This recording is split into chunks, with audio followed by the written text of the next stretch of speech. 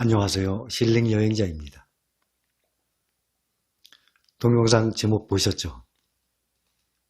저는 돈이 없는 사람입니다. 아니 그런데 이 분위기 뭡니까? 분위기가 좀 싸늘한데요. 정말입니다. 저는 돈이 없는 사람입니다. 은행에만. 저는 은행에 돈을 잘 안 넣어둡니다. 예전에 금리가 높았을 때부터도 은행 활용은 잘 안 했습니다. 그러니까 은행은 수시 입출금, 보통 예금이라고 그러죠. 그러니까 필요한 돈 항상 찾아서 써야 되니까 그러한 돈 외에는 저는 은행에는 넣어두질 않았습니다. 그동안 말씀을 드렸죠. 돈이라는 것은 누구한테 가느냐에 따라서 그 돈이 편하게 은행에서 잠자고 쉬고 누구한테 가느냐에 따라서 24시간 돌아갑니다. 사람은 24시간 중에 3분의 1을 잠을 자야만 됩니다. 돈은 24시간 동안 잠 1시간도 안 자도 됩니다. 24시간 동안 훌로 돌아가도 돼요. 제게 들어오는 돈들은 참 바쁩니다. 제가 자고 있는 동안도 일을 해야 되거든요. 그래서 저는 제게 들어오는 돈은 은행에서 편하게 쉬고 잠자는 꼴을 못 봅니다. 항상 여기다가 투자하고 저기다가 투자를 하고 그렇게 해서 24시간 동안 계속 일을 할 수 있도록 불려 나갑니다. 여러분들은 어떠십니까? 그러니 은행에 넣어두게 되면 예전에는 당연히 불어났죠. 금리가 높았으니까. 그러니 특히 이제는 앞으로는 은행에 넣어두게 되면 돈이 편하게 쉬게 잠을 안 자도 되는데 잠자게 만드는 돈을 주인이 만들어내는 것입니다. 그러면 돈이 편하게 쉬고 잠자게 만들겠습니까? 아니면 24시간 계속 돌아가게 만들겠습니까? 어젠가 그제 뉴스에 보니까 올해 은행에 비해서 금에 투자한 사람들이 29배의 수익이 났다고 합니다. 29배, 30배입니다. 올해 은행에 놔두지 않고 금에 투자한 사람들이 수익이 은행에 놔둔 사람들에 비해서 30배가 났어요. 3배가 아니라 이 정도로 차이가 납니다. 그러니 그 돈이 주인을 잘못 만나서 은행에서 편하게 있던 돈은 그대로 있었던 거예요. 주인을 잘 만나서 금에 투자한 사람은 30배 수익이 났습니다. 여러분은 어떻게 하시겠습니까? 둘 중에 하나입니다. 더더욱이 앞으로 항상 제로금리 시대 강조를 하죠. 총명한 사람은 가르치지 않아도 스스로 성공합니다. 어리석은 사람은 아무리 가르쳐도 나아지지 않습니다. 그러나 보통의 평범한 사람은 가르치면 깨닫게 됩니다. 그래서 사람은 죽을 때까지 평생 배워야 하고 깨달아야 됩니다. 아는 만큼 보인다고 얘기했죠. 자기가 공부를 하고 배우고 깨닫게 되면은 보이는 눈이 넓어 보입니다. 그래서 사람은 꾸준히 배워야 하는 것입니다. 여러분들은 어떻게 선택을 하겠습니까? 你很聪明，我也很聪明. 중국말입니다. 당신은 총명한 사람입니다. 저 또한 총명한 사람입니다. 이 총명하다 그러죠? 우리나라는 별로 안 써요. 근데 중국에서는 우리는 똑똑하다는 말을 많이 쓰죠. 근데 중국은 똑똑하다는 것을 총명하다 그래요. 그거를 총민 그래요. 니헌 총민. 저는 중국어를 배운 적은 없습니다. 그러나 중국 여행을 많이 다녔기 때문에 생존 중국어는 합니다. 스스로 책을 펴서 제가 공부를 했어요. 예를 들어서 가장 기본적인 거, 여행 다니게 되면 거기서 먹고 살아야 될 거 아닙니까? 이거 얼마예요? 그렇죠. How much라 그러잖아요. 두어샤오칭 그래요. 책에는 그래서 저는 처음에 중국에 가서 두어샤오첸 그래서 찍어 두어샤오첸 그랬더니 다른 사람들 보는 거 보니까 약자로 쓰더라고요. 두어샤오첸이 아니라 두어첸 그래요. 두어첸. 그래서 중국 사람들 그렇게 하는구나 알았어. 그래서 저도 앞으로 물건 살 때는 두어샤오첸 아니에요. 두어첸 그래요.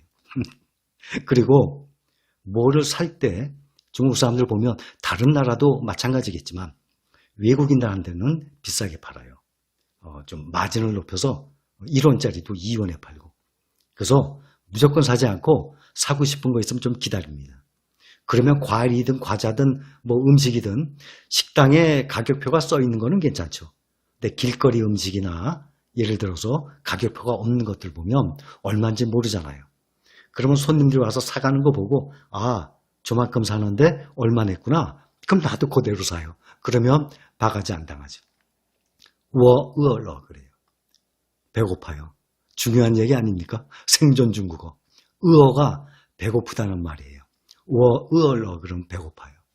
근데 워으어슬러 그러면 쓰자가 들어가면 죽는 거예요. 나 배고파 죽겠어. 워으얼러, 워으어슬러. 갑자기 중국어 공부 시간입니다. 저는 많이는 못해요. 생존 중국어 하기 위해서 제가 중국어 회화책을 보고 스스로 배워서 기본적인 말만 하는 겁니다. 제가 에피소드 하나 말씀드릴게요. 한 10여 년 전에 북한에 신의주하고 압록강 넘으면 단동이라는 중국의 도시가 있어요. 단동에서 보면 압록강 너머로 신의주가 다 보여요. 근데 밤이 되면 이 중국 쪽의 단동은 불빛이 휘황찬란해요. 그런데 어두워만 지잖아요. 강 건너 신의주는 깜깜해요. 아주 극과 극이에요. 그런데 저는 모르는 사람들한테도 말 잘 붙인다 그랬죠. 단동에 그때가 추석 연휴였어요. 어느 식당에를 갔는데 밥을 먹고 있는데 옆 테이블에 한국말을 하는 사람들이 있었어요. 그래서 반갑더군요. 보니까 나이 드신 할아버지와 40대 부부예요. 셋이서 식사를 하고 있더라고요. 그래서 제가 인사했죠. 안녕하세요. 저 한국에서 왔어요. 한국말 들으니 너무 반가웠어요. 그럼 이 사람들이 싫어합니까? 대부분 받아들여요. 먼저 말 붙이면. 알고 보니까 나이 드신 한 분은 한국에서 퇴직하고 연금 나오잖아요. 그때 얼마 나온다 그랬나? 한 달에 70만 원인가 나온다 그랬어요. 근데 중국에서는 그 돈이면 먹고 살거든요.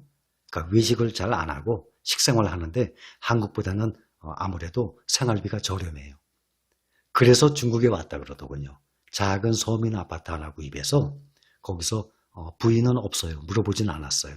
혼자 한국에서 나오는 연금으로 생활하고 있다 그러더라고요. 옆에 부부는 40년을 북한에서 살고 온 사람이에요. 여자는 부인은 북한에서 태어나고 북한에서 자란 여자예요. 오리지널 북한 사람이에요. 남편은 아버지가 화교라서 4살 땐가 5살 때 북한에 넘어갔다가 40년을 살고 부인을 만나서 결혼하고 그러고 중국으로 넘어온 거예요. 그러니 두 사람 다 북한 사람이나 다름없죠. 저는 이 사람들한테 북한에 대한 실생활 아주 생생하게 들었습니다. 자전거 타고 다니면은 막 자전거 뺏는 건 기본이고요. 때리는 것도 기본이고 서로들 우리 학교 다닐 때 배웠잖아요. 서로들 감시한다는 거 아주 체계가 잘 돼 있어요. 정확히들 감시한답니다. 그래서 누가 나라 비판만 하면은 그대로 찔러요. 북한에 대해서 저는 이 사람들한테 리얼하게 들었어요. 그래서 북한 체제에 대해서 학교에서 공부한 거 이외에 많은 걸 알고 있어요. 그런데 의외로 젊은 사람들도 영어를 잘 못해요. 잘하는 사람들도 있겠지만 제가 젊은 사람들 만나서 대화를 해봤어요. 한 5-6명이 한꺼번에 넘어왔더라고요. 아마 부잣집 자식들이겠죠. 그러니 중국 넘어왔다가 다시 또 넘어가죠. 영어를 제가 해봤더니 영어 단어들을 몰라요. 아주 쉬운 것들도. 그런데 그 40대 부부가 대화를 하는 거 보니 자꾸 부인이 남편한테 니라 그래요. 니. 그래서 저는 나중에 두 분이 동갑이세요? 물어봤어요. 그랬더니 남편이 아니요. 제가 5살 많아요 그러더라고요. 그래서 저는 그때 중국어를 아예 모를 때예요. 그래서 아니 그러면 왜 부인이 자꾸 남편한테 니라 그래요? 아, 니 그거 당신이란 뜻입니다. 워 아이니 그러죠. I love you. 워 아이니. 워 니. 그러니까 I you예요. 그러니까 당신 you라는 뜻을 니라 그러는데 저는 너라 그러는지 알았어요. 그 정도로 중국말을 몰랐었어요. 그러니까 이 사람들이 얼마나 보기에 중국어 아예 모르는 사람이니까 제가 왜 니라 그래요? 물어볼 거 아닙니까? 워 아이니. 나는 당신을 사랑합니다예요. 저는 그 정도로 아무것도 몰랐죠. 혼자 책 보고 기본만 배운 것입니다. 그래서 이 사람들 부부 얘기 들어봤더니 북한 생활 정말 리얼합니다. 보통의 사람들은 가르치지 않으면 깨닫지를 못합니다. 그래서 스스로 공부를 하고 깨닫고 배워야 됩니다. 배우는 만큼 시야가 넓어집니다.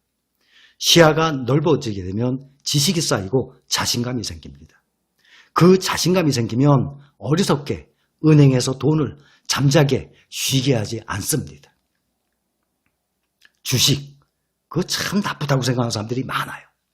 그거 어리석은 겁니다. 그거를 잘못 배워서 그렇습니다.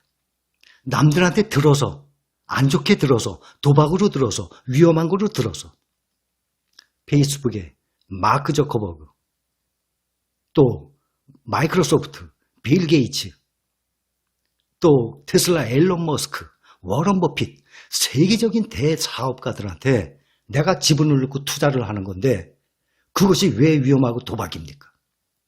정말 완벽한 사업 아닙니까? 그러한 마인드가 중요한 겁니다. 그래서 제가 강조를 하는 것입니다. 예를 들어서 제가 8장 꼈어요. 자, 예를 들어서 세 종목, 삼성전자 5만 원 계산하고 그 다음에 제가 말씀드렸던 타이거, 나스닥 100 6만 원 계산하고 그럼 11만 원이네요. 11만 원이죠. 5만 원, 6만 원, 11만 원. 그 다음에 또 하나 코덱스, 팡 플러스 2만 원, 그러면 13만 원이네요. 한 주 13만 원입니다. 한 번 외식하면 얼마예요? 한 번 외식 딱 참고 13만 원 넘었어요. 그러면 두 번 외식을 딱 참고 한 주 3주를 사서 나는 주식 투자한 사람 아니야 생각하고 1년을 묻어두십시오. 근데 사실 1년이 아니에요. 최소한 3년을 묻어둬야 돼요. 그런데 성격 급하신 분 때문에 제가 1년 말씀드렸습니다. 그 13만 원을 투자해서 1년 동안 나 밥 한 끼 안 먹고 그냥 놔두십시오. 그 다음에 열어보세요. 그 13만 원을 은행에 잠자게 놔뒀던 거와 그 마크 주커버그, 빌 게이츠, 앨런 머스크, 또 워런 버핏 이 사람들과 동행을 해서 사업을 하느라고 겨우 13만 원이지만 딱 넣어놨어요. 결과가 어떻게 될지 그때 한번 보세요. 그런데 1년은 사실 짧아요. 삼성전자 비교하면 2년 전 2018년도 5월에 50대 1로 분할했죠. 그 후로 거의 계속 1년 동안 떨어졌어요. 세계적인 삼성전자도 그렇게 1년 동안 떨어지는데 1년이란 기간은 짧아요. 그러나 성격 급한 사람 때문에 1년을 말씀드린 겁니다. 그렇게 세주 13만 원 투자해두고 더 이상 투자하지 마십시오. 주식 위험하거든요. 도박이거든요. 그러니 가만 놔두세요. 13만 원어치만 한 주 사서. 그 다음에 그 13만 원이 1년 후에 은행에 넣어뒀을 때 13만 원과 1년 후에 주식 한 주 샀을 때 그때 13만 원과 차이가 얼마나 나는지 한번 보십시오. 올해 들어서 금에 투자한 사람이 은행에 넣어둔 사람에 비해서 29배의 수익이 났다고 합니다. 그렇게 놔두면 29배까지는 안 납니다. 모르죠, 그거는. 사람의 일은 알 수 없고 주식의 앞날은 누구도 알지 못하는 겁니다. 그러나 은행에 잠자기 놔둔 거하고는 확연한 차이가 납니다. 그것이 바로 정상적인 투자입니다. 투자를 꼭 해야지 금융소득이 올라갑니다. 말씀드렸죠? 근로소득, 금융소득, 노후 아직도 모르는 것 같죠? 금방 옵니다. 그 노후라는 것은 누구에게든지 금방 옵니다. 이런 말 있잖아요. 세월이요 지나고 나니 참 빨라요. 맞아요. 그 지나기 전에는 빠른 거를 못 느낍니다. 지나고 난 다음에는 빠른 거 느낍니다. 장년층 되시는 분들, 현재 노후 생활 하시는 분들 다 인정을 하실 겁니다. 그 노후가 5년, 10년이 아니라 20년, 30년 동안 나의 근로소득 하나도 없어요. 저 흔한 말로 빌어먹고 삽니까? 3년, 5년도 아니고. 주식을 투자하는 사람들이 두 부류가 있어요. 한 부류는 하다가 떠납니다. 왜 떠났어요? 몇 천만 원, 몇 억을 까먹었어요. 왜 까먹었어요? 장기 투자, 1등주에 투자한 게 아니기 때문에 사고팔고 이러다가 개인이 어떻게 이길 수 있습니까? 그러다가 돈을 날리고 야 이거 도박이구나. 이거 절대 손댈 게 아니구나. 떠납니다. 그런 사람이 있고 또 한 사람은 또 한 부류는 남습니다. 꾸준히 은행에다 적금하는 식으로 큰 사업에 내가 사업에 동참한다는 식으로 투기가 아닌 투자를 함으로써 계속 수익이 나기 때문에 계속 그 주식시장에 머뭅니다. 주식시장에 머무는 사람들은 정상적인 투자를 해서 이게 불어나는 거고 자본소득이. 투기로 생각하고 들어간 사람들은 떠납니다. 맞습니까? 틀립니까? 저는 돈이 없는 사람입니다. 아니 그 말 하니까 또 싸늘해집니다. 저는 은행에 돈이 없는 사람입니다. 보통 경제적인 위기가 오잖아요. 앞으로 우리나라 중소업체들, 작은 회사들, 공장들 많이 문 닫을 겁니다. 지금까지는 이 바이러스 사태에 몇 달 견뎠지만 앞으로 갈수록 파업하는, 파산하는 그러한 작은 중소업체들이 점점 많이 생길 겁니다. 그것은 우리나라뿐만이 아니라 전 세계적인 현상입니다. 경제적인 위기가 오잖아요. 항상 그래요. 위기가 오면 각 분야의 1등주들은 살아남아요. 그 위기를 지나잖아요. 1등주들은 확 치고 올라가요. 각 분야의 1등주들은 멈추고 있다가 경제가 다시 활성화가 되기 시작하면 1등주들은 치고 올라가요. 더 1등으로 올라갑니다. 반면에 그 밑에 있는 회사들은 도태됩니다. 그게 경제가 산업이 항상 그동안 그렇게 돌아왔어요. 그래서 우리나라도 지금 몇 달 힘들게 견디고 있지만은 중소업체들, 자본이 약하고 기술력이 약한 그러한 업체들은 파산할 겁니다. 그것이 올 하반기, 내년 계속 발생할 겁니다. 그렇기 때문에 투자를 1등주에 투자하는 것이 안전하고 유리하고 확률이 높은 것입니다. 오늘 여기까지입니다. 감사합니다.